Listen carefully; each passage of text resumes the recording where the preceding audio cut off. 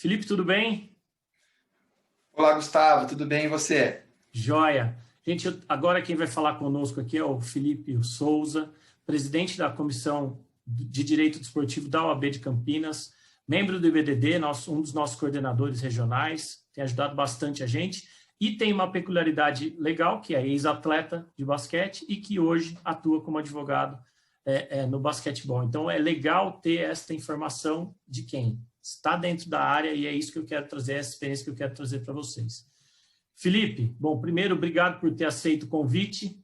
Nós estamos falando aqui com a turma da Católica de Santa Catarina, que está fazendo um curso de pós-graduação em Gestão do Esporte e Direito Desportivo, em parceria com o IBDD. Então, acho que trazer os nossos especialistas do IBDD para falar com eles, tenho certeza que, além de não cansarem de ouvir a minha voz por 8 horas, eles ainda podem ter a peculiaridade que somente quem é especialista e trabalha na área mesmo pode dar.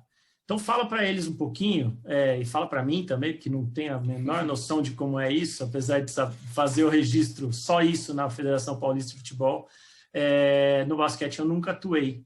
Como que é o registro ou como são os contratos dos atletas de basquete com os clubes? Legal, Gustavo. Queria mandar um abraço para todo mundo que está aí da Católica de Santa Catarina, nessa parceria com o IBDD, né? Cumprimentar a iniciativa da Católica e também do IBDD. É muito importante fomentar esse assunto, o direito esportivo, a gestão esportiva. Bom, falando sobre o basquete, essa questão dos contratos e dos registros, e eu vou me permitir voltar um pouquinho ao ano de 2012, foi o ano que eu tive a oportunidade de passar a ser, de me tornar advogado da Associação dos Atletas Profissionais de Basquete do Brasil, da APB, então presidida pelo Guilherme Giovannoni, um dos grandes atletas do nosso país, e ele me convidou para encarar essa empreitada de iniciar as atividades da associação. E uma das primeiras coisas que nós fizemos foi consultar os atletas sobre quais eram as demandas, as sugestões. Eu não vou colocar aqui só críticas, né, mas também as sugestões, o que a gente poderia fazer ali para melhorar a relação deles com os clubes e também o basquete como um todo. Para te dar um exemplo, tivemos até respostas no sentido de que os vestiários deveriam ser padronizados, de que a bola que eles utilizavam em competições nacionais não eram as mesmas das internacionais, então ou não era a mesma das competições internacionais, então isso trazia um problema até de competitividade quando você cruzava a fronteira e por aí vai. Mas foi interessante notar que muitos dos pontos levantados pelos atletas tinham a ver com o contrato de trabalho. Muitos vinham em decorrência, ou muitos poderiam ser resolvidos, na verdade, se existisse um contrato de trabalho ou uma obrigatoriedade de contrato de trabalho nessa relação entre os clubes e os atletas. E aí é importante dizer também, falando um pouquinho da Lei Pelé, que nós temos lá um artigo 94, que ele traz uma faculdade para as demais modalidades, além do futebol, exigirem a assinatura do contrato. Então, elas podem exigir, mas não são obrigadas. Eu até tive a oportunidade de escrever sobre isso e também falo sobre isso muitas vezes. Eu acho que esse artigo ele esbarra em algumas diretrizes constitucionais e também nos princípios infraconstitucionais, mas acho que não é o assunto para agora. O fato é que não existia essa obrigatoriedade dos contratos serem registrados, e se não há exigência dos clubes assinarem os contratos de trabalho com os seus jogadores, naturalmente que não fazem. É muito difícil ter alguém que cumpra ou que faça o que, na minha opinião, é o certo, tá? Faça algo sem ser obrigado, né? Exato, muito difícil que isso aconteça. Na minha opinião, o certo é celebrar o contrato de trabalho, mas como não era obrigado, exatamente o que você disse. Então, quando tivemos fizemos essa leitura das demandas dos atletas, fomos à época Liga Nacional de Basquete, que comandava a competição e comanda ainda a principal competição, que é o NBB, no masculino. A CBB passava por um momento digamos que ela diminuía um pouquinho o tamanho dela, ela passava por muitos problemas e a Liga assumia esse protagonismo. Apresentamos essa demanda para a Liga, as discussões se iniciaram sobre isso, até que em 2015, 2016, a Liga trouxe a exigência, depois de muita construção, eu diria, muita negociação, muita troca, a Liga incluiu no seu regulamento a necessidade de que os clubes celebrassem um contrato de trabalho com os seus atletas. Mas é interessante notar que isso foi incluído no regulamento como exigência para que um atleta pudesse jogar efetivamente, disputar a competição, o NBB no caso, mas bastava que você pegasse ali uma folha de papel e escrevesse assim, vou dar um exemplo aqui, eu sou o clube e você é o atleta, Gustavo. Olha, eu, o clube e o atleta Gustavo assinamos um contrato de trabalho de tal data, com tal salário. Bastava isso, o atleta teria condição de jogo. Então, ainda acontecia de alguns clubes não assinarem efetivamente o contrato de trabalho. Faziam só esse termo para cumprir o requisito e pronto. Agora, você sabe que não, você sabe, desculpe te interromper, mas para mim é importante a gente fazer até o paralelo. Aqui conosco, na Federação Paulista de Futebol, como o sistema, a exigência vem da FIFA, então FIFA, Conmebol, CBF, Federação Paulista, obrigatoriamente tem que ter este vínculo registrado nas federações para que este atleta seja inserido no sistema de futebol, e hoje é um sistema automático no TMS. Eu tenho que fazer, além... Então, esta declaração, digamos assim, que você disse que existe, nós temos aqui no computador. O cara tem que acessar o sistema, então o clube acessa o sistema e ele junta ali o contrato assinado pelo atleta e a cópia da carteira de trabalho. Então, quer dizer, a exigência é a mesma, só que aqui a gente já tem um pouquinho mais de peculiaridade de dizer o quê? Não, então tá, você está declarando, não tem problema nenhum. Declarou, já junta para mim a carteira de trabalho, junta para mim o contrato especial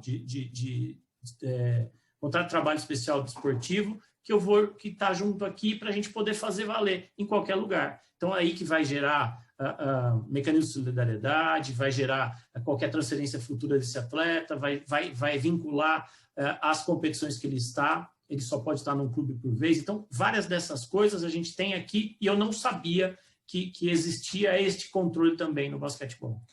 É interessante você falar isso, isso me lembra de duas coisas, né? Primeiro eu lembro de uma frase do João Avelange, pelo menos atribuída a ele, de que ele diz que se você controla a arbitragem e as transferências, você controla o esporte. Então eu entendo, e a gente vê isso na prática, né, Gustavo?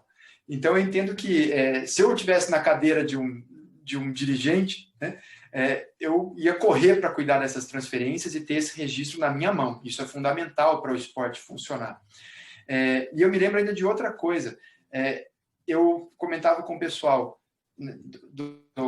digamos, o outro lado da mesa nessas negociações, eu dizia o seguinte, olha, não precisa inventar muita coisa. Olha a gestão web da CBF, faça igual a gestão web, não precisa criar... olha o contrato padrão que a CBF usa, e inclusive tem muitos de nós, né, Gustavo, às vezes criticam, né, eu estou dizendo nós advogados, né, não é o meu caso, eu acredito que não seja o seu, mas tem gente que fala assim, aquele contrato é muito simples, tá, tudo bem, você pode fazer cláusula extra, pode fazer outro, não tem que reclamar. Exato. É ótimo que tenha esse contrato. E eu falava, gente, copia aquele contrato. Mas o fato é que isso entrou no regulamento em 2015, na temporada 15-16, salvo engano, e isso foi melhorado dali uns 2, 3 anos, agora se exige a cópia do contrato de trabalho e a carteira assinada para dar condição de jogo no NBB. Estamos falando aqui do masculino, né, da competição masculina, da principal competição masculina. E a gente não pode esquecer que ainda dentro do masculino, nós temos muitas federações fazendo seus campeonatos estaduais que não possuem essa exigência. Tá?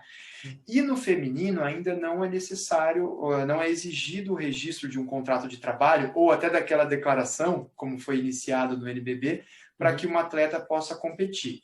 E também nesse campeonato que iniciou nessa temporada, que é o campeonato da CBB, né, que é o Campeonato Brasileiro de Basquete, um equivalente à segunda divisão da modalidade, também não é exigido o contrato de trabalho. E o que isso até ou um ponto importante de mencionar é que essa exigência do contrato de trabalho, embora conste no regulamento, ela não tem um padrão.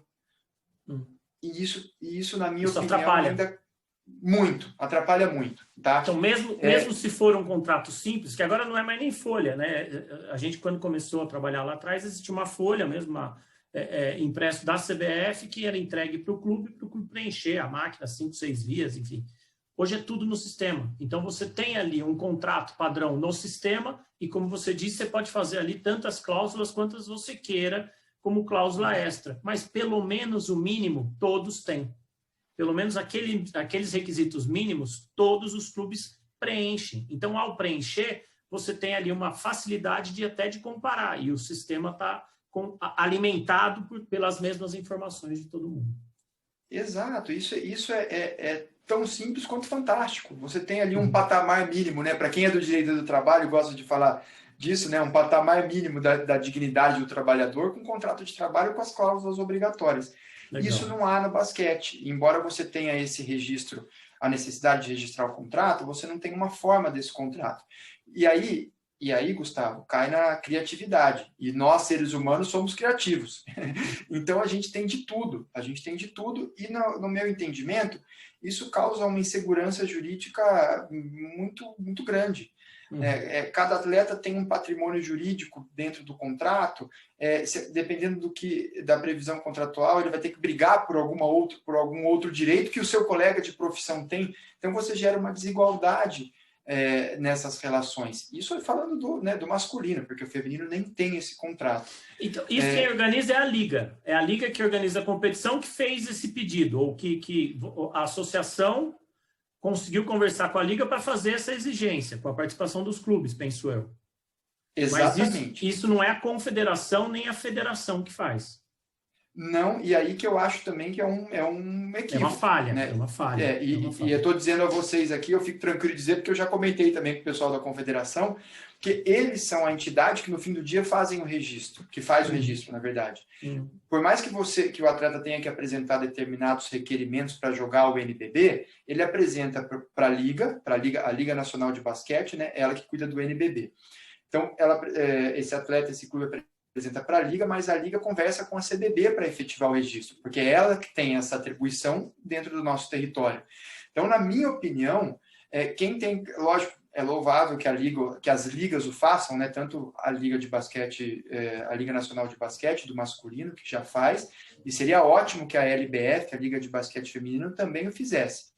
Mas, na minha opinião, a solução do problema é criar um sistema dentro da CBB de registro e transferência de atleta de basquete. É isso aí. Que serve para todos, e aí está todo mundo embaixo dela.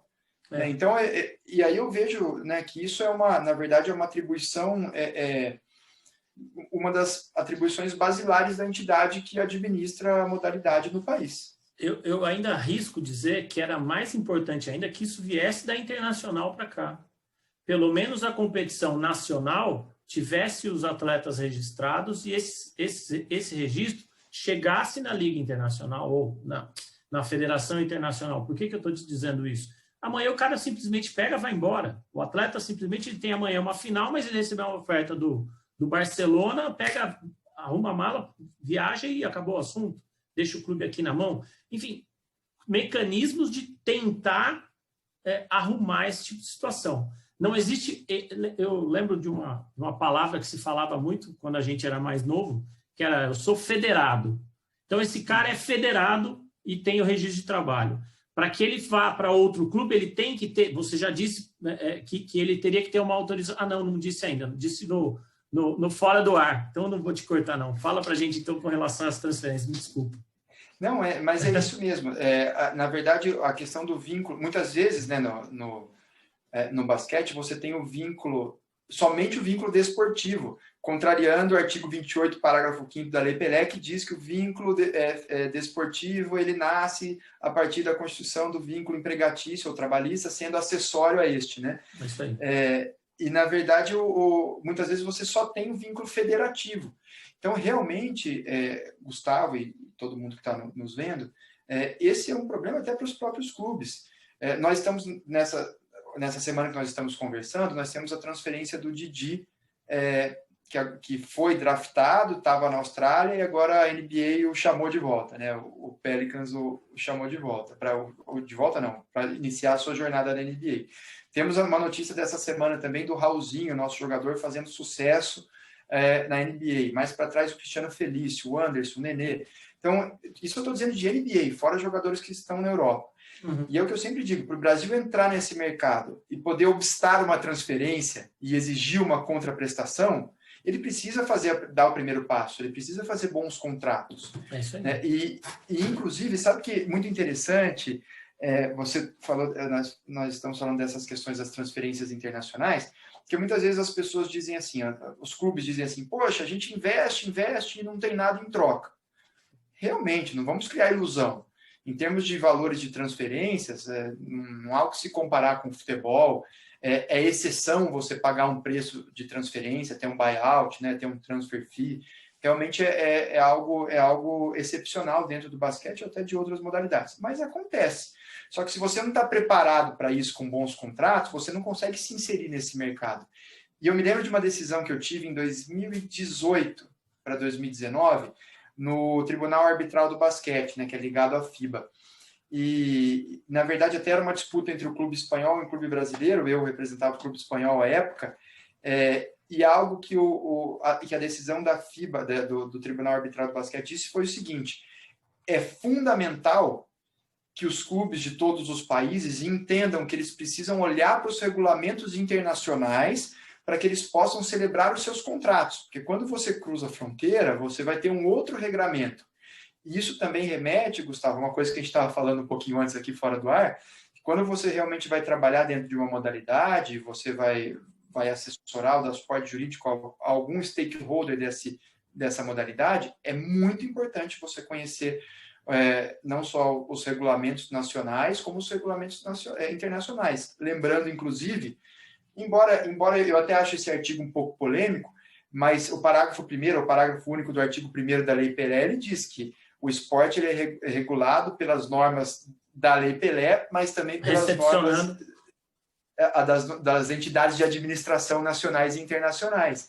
Né? Então, a Lei Pelé ela traz esses regulamentos como fonte normativa. Então, é muito importante a gente olhar para isso. Excelente. Com relação à transferência, que a gente também comentou antes da gravação, hoje o atleta ele tem um registro num clube e ele pode, na mesma competição, atuar por outro clube? Ele pode fazer um outro contrato de trabalho com outro clube? Existe regra específica para isso no basquete? Sim, na competição masculina existe essa possibilidade. Uhum. O atleta pode jogar por no máximo 2 clubes na mesma temporada, desde que essa transferência ocorra antes do final do primeiro turno. Legal. Então ele na pode verdade, jogar no máximo por 2 clubes durante a mesma competição. Isso. E tem mais alguns requisitos burocráticos, mas basicamente o mais relevante, né, que a gente vê para transferir dentro da mesma competição é número de jogos, quando pode, quando não pode. Então, na verdade, jogo até antes do primeiro jogo do segundo turno, para ser mais exato, ele pode transferir. Perfeito. É possível fazer a transferência. Perfeito. Gustavo, se você me permite, eu lembrei de algo aqui muito interessante, que também foi uma luta da Associação dos Jogadores e que foi incluída no regulamento. Existe hoje um nada consta. Né? O que é esse nada consta? Ou até talvez o nome no regulamento seja certidão de regularidade de valores contratuais, alguma coisa assim. Tá. Mas a gente habituou a chamar de nada consta, porque foi uma ideia do Guilherme Giovannoni, então presidente da Associação dos Jogadores de Basquete, e ele havia jogado fora do país, na Itália, na Espanha, e ele trouxe, temos visita, e ele trouxe, ele falou assim, poxa, lá na Espanha, quando acaba uma competição, se o jogador não subscreve uma carta dizendo que recebeu todos os valores, ou ao menos que tem um acordo para receber os valores, esse clube fica impedido de jogar na próxima temporada. Legal. A ideia, inclusive, com todo respeito à louvável iniciativa, eu entendo que ela ainda é a ideia mais bonita do que a prática, tá? Porque na prática ainda os prazos dessa análise e o rigor desse possível impedimento ainda não são como está escrito no regulamento. De qualquer modo, e também no fim do dia você tem um conselho da liga que vai dizer se aplica a punição ou não. Então você tem ainda, na minha opinião, algumas possibilidades de fugir desse rigor formal, do rigor do regulamento. Mas não há dúvida de que é também uma louvável iniciativa para que pelo menos os clubes procurem os seus atletas para quitar as dívidas, para fazer um acordo, fazer um acerto. Então são algumas questões interessantes trazidas pelo regulamento da Liga Masculina e que espero que tenha também muito em breve na Liga de Basquete Feminino. E digo mais, como já falamos aqui, e espero que tenha na Liga Feminina, enquanto aguardamos o dia em que a CBB vai criar o sistema dela. Daí ela põe de cima para baixo e faz o negócio funcionar de maneira uniforme. A gente vê que isso funciona, viu? A gente vê que isso funciona. E com relação a regulamento, a gente como órgão normativo, né, é possível você atuar para regular as relações, inclusive de trabalho.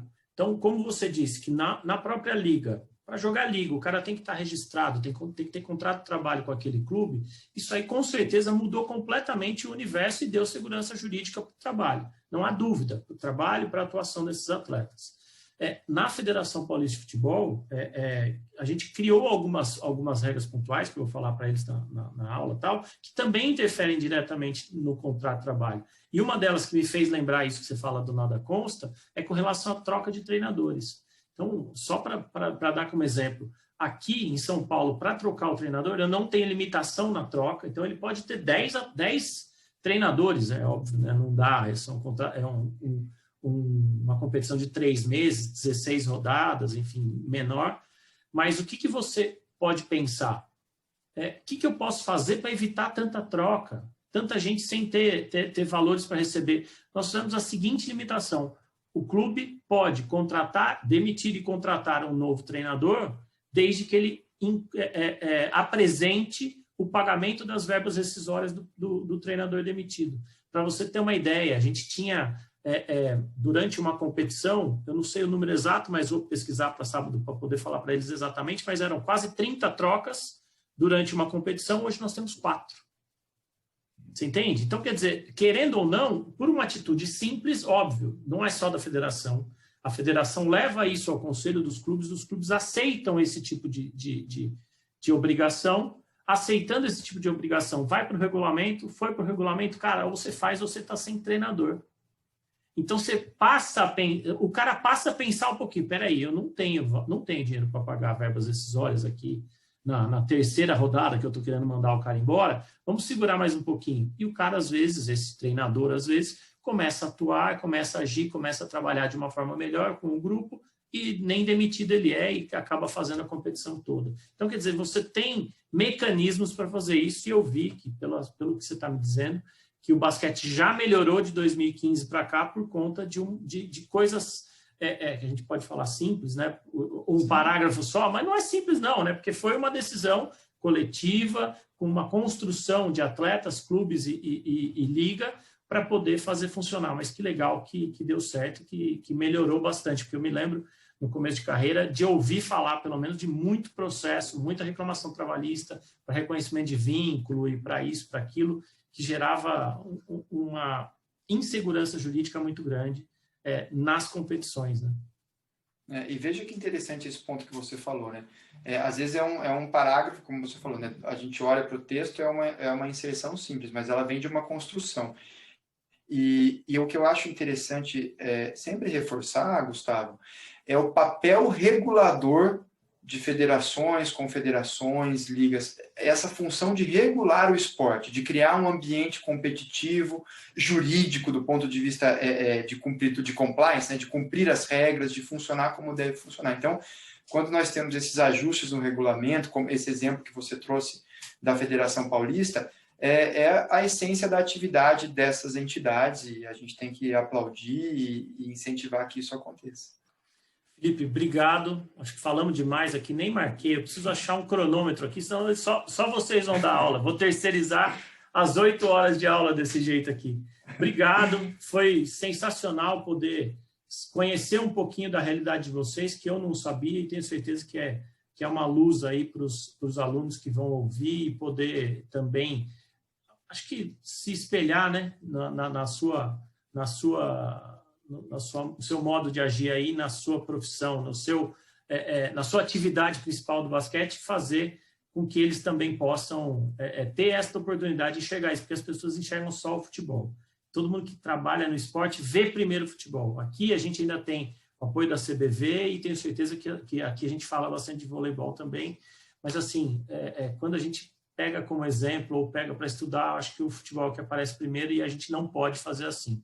O basquete já foi o segundo esporte do Brasil por muito tempo. Eu estudei no Divino, no Colégio Divino de Salvador, e vi a Paula Branca enfim, jogando todos os dias. Eu era da torcida chamada Elefanáticos, tocava bumbo lá. E depois advoguei para a Paula, e hoje ela é uma grande amiga, está no Conselho Fiscal da Federação, e a gente fala sobre isso. Que o esporte está na veia, né? O esporte está na veia. E o esporte são todas as modalidades, não é só o futebol, não. Obrigado, cara. Obrigado por abrir nossa cabeça aí com essas ideias boas do basquete. Obrigado a você, Gustavo, pelo convite. Um prazer falar com o pessoal da Católica, do IBDD. Conte sempre comigo. E só para dizer, eu já joguei muito contra o Divino e também joguei em Jundiaí, num time chamado Tahiti Noni, em 2005 para 2006. Foi um prazer. Legal, muito bom. Mais uma boa notícia. Valeu, Felipe. Um abraço, até mais. Obrigadão, valeu.